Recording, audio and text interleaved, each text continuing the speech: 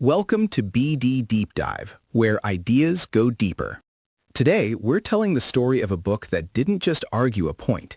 It gave a scattered political temperament a spine.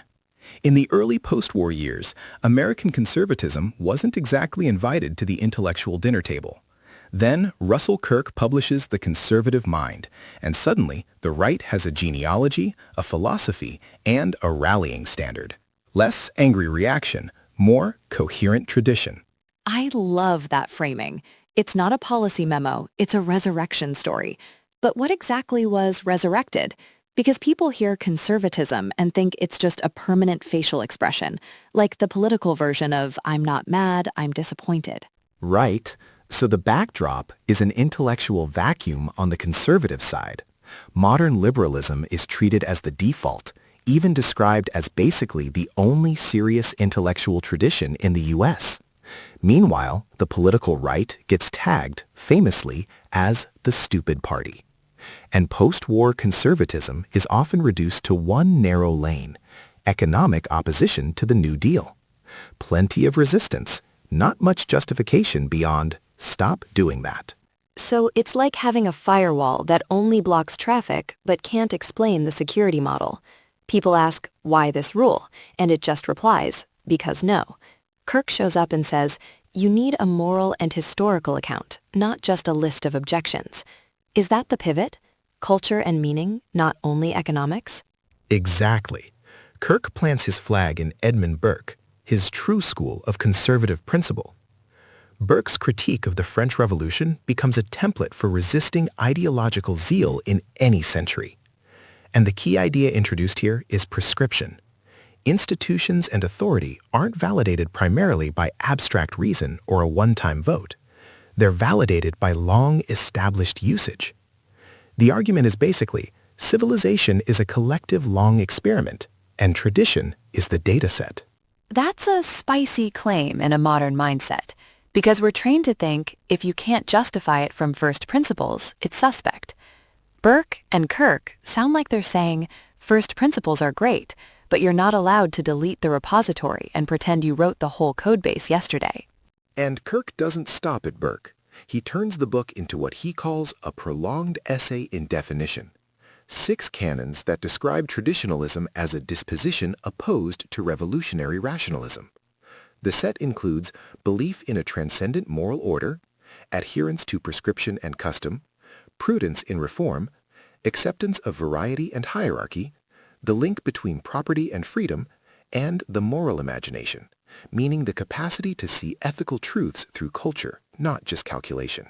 The moral imagination one always jumps out at me because it sounds like an arts grant and a sermon had a baby. But also, it's a direct shot at the idea that politics is just optimization. Like, if you treat humans as spreadsheets, don't be shocked when the society starts feeling like a cubicle farm with voting booths. This page really sharpens the contrast. Wisdom of generations versus abstract design. Conservatives defend institutions because their authority comes from prescription, long usage, not because someone proved their utility in a lab. Kirk even defends prejudice, but he means it in an older sense, prejudgment, the default answers supplied by intuition and ancestral consensus. Not bigotry, more like the mental shortcuts you need because no one has time to reinvent moral reasoning from scratch every morning. So it's don't confuse having defaults with being irrational. We do that everywhere else. Nobody shames you for using a recipe instead of running chemical simulations to bake bread. But politically, people demand you derive everything from pure reason, while also demanding you do it in a tweet. Now we meet the villain with the best name, the mechanical Jacobin. Kirk's idea expands beyond one gadget. He's warning about any centralized, universalizing force that undermines intermediate institutions, family, church, local associations. He first aimed it at the automobile, how it reshaped towns, mobility, and community life. But the concept generalizes. Mass technologies and ideologies that dissolve local structure in favor of the isolated ego on one side and the distant state on the other. That lands uncomfortably well today.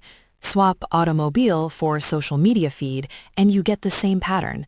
Hypermobility of attention, weaker local ties, and a weird dependence on faraway systems. It's like the algorithm becomes your town square, except the town square is owned by a company and moderated by vibes. And then we hit the internal conflict on the right, traditional order versus what Kirk calls the chirping sectaries. He draws a hard boundary. Ideological libertarians are not conservatives, in his view. They're radical doctrinaires with contempt for tradition. Traditionalism emphasizes social cohesiveness, community, and moral bonds. Libertarianism stresses absolute self-interest and rugged individualism. That split still shapes coalitions. Are we defending a moral ecology or just maximizing individual choice? It's fascinating because both camps use the word freedom, but they mean different things. One means freedom as I can do what I want.